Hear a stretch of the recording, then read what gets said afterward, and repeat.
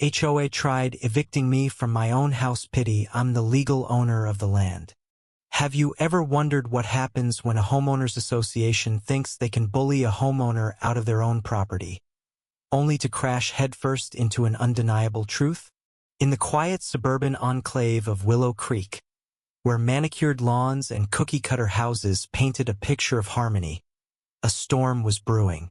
Karen Mitchell, the self-appointed queen of the HOA, had her sights set on evicting Elena Vasquez, a single mother who dared to defy the community's rigid rules. But Karen didn't know Elena held a trump card that would turn the tables in a way no one saw coming. Elena had moved into Willow Creek 3 years ago, seeking a fresh start after a grueling divorce. The cozy ranch-style home on Lot 17 was her sanctuary, paid for in full with her savings, a testament to her resilience. But the HOA led by Karen, a woman with a clipboard and a vendetta, had other plans. It started with petty complaints. Elena's mailbox was too rustic, her garden had unauthorized wildflowers, and her son's basketball hoop was a visual nuisance.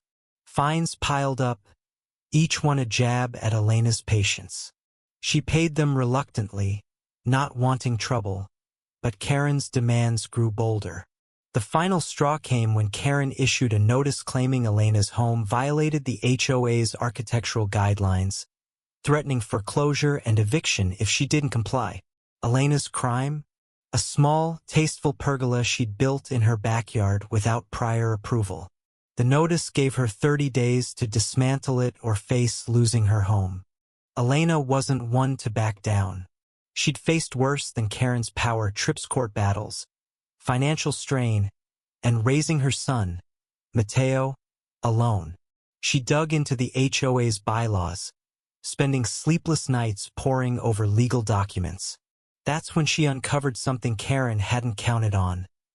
Elena didn't just own her house.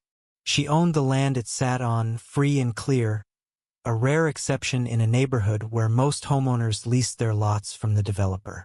Her late grandfather, a savvy real estate investor, had purchased the land decades ago, passing it down to her. The HOA's authority, she discovered, didn't extend to her property the way it did to others. Karen's threats were built on a house of cards.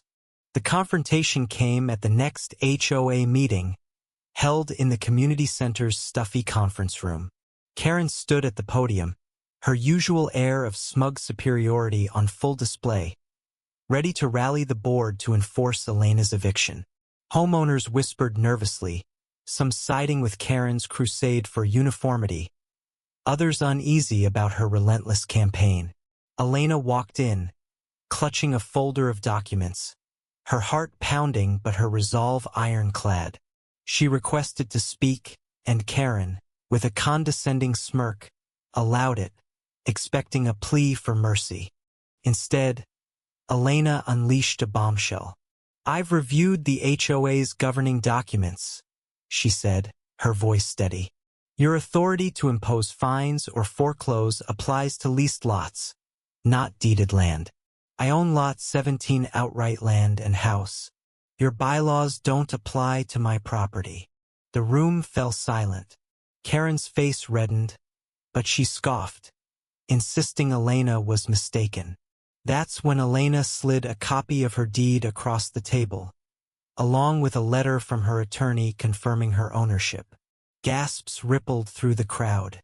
A neighbor, Mr. Thompson, a retired lawyer who'd been quietly observing, chimed in unexpectedly. "She's right," he said, adjusting his glasses. "I've seen this before. If she owns the land, the HOA's leverage is limited. You can't foreclose on what you don't control." The twist landed like a thunderclap, shifting the room's energy. Karen's allies squirmed, and doubters began to rally behind Elena. Karen, however, doubled down. She stormed out, vowing to fight back with legal action. The HOA hired a lawyer, and for weeks, they bombarded Elena with letters, claiming she'd violated obscure clauses in the community's covenants. They argued that even if she owned the land, her house was still subject to HOA rules. Elena, undeterred, hired her own attorney, a sharp-witted woman named Priya who specialized in property disputes. Priya uncovered another surprise. The HOA's bylaws hadn't been updated in years and contained inconsistencies that weakened their case. One clause even suggested that outright landowners like Elena could opt out of certain regulations with a formal petition process Karen had conveniently never mentioned. The showdown reached its peak in a county courtroom, where the HOA sought an injunction to force Elena to remove her pergola and pay $10,000 in fines. Karen sat smugly in the front row, certain her influence would prevail. But Priya dismantled the HOA's case with surgical precision. She presented Elena's deed, historical land records, and the outdated bylaws, arguing that the HOA had overstepped its authority. The judge, a no-nonsense woman with little patience for bureaucratic overreach, wasn't impressed with Karen's theatrics.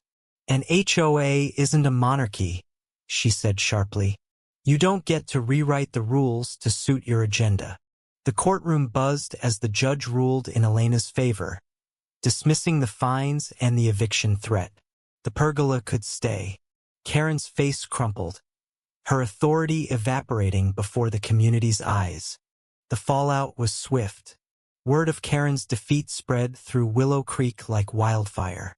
Homeowners who'd quietly resented her reign began speaking out.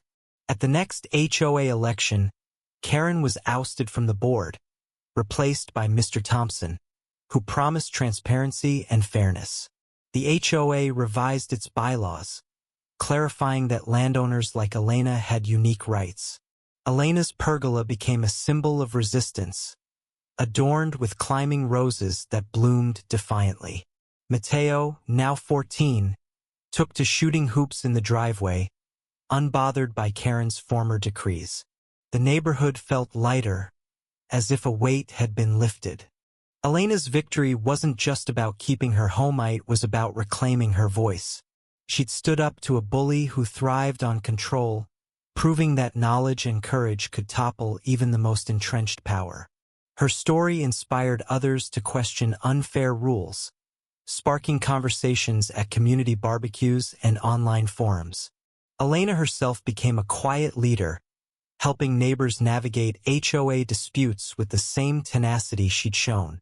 What do you think, did Elena's ownership of her land give her the ultimate edge?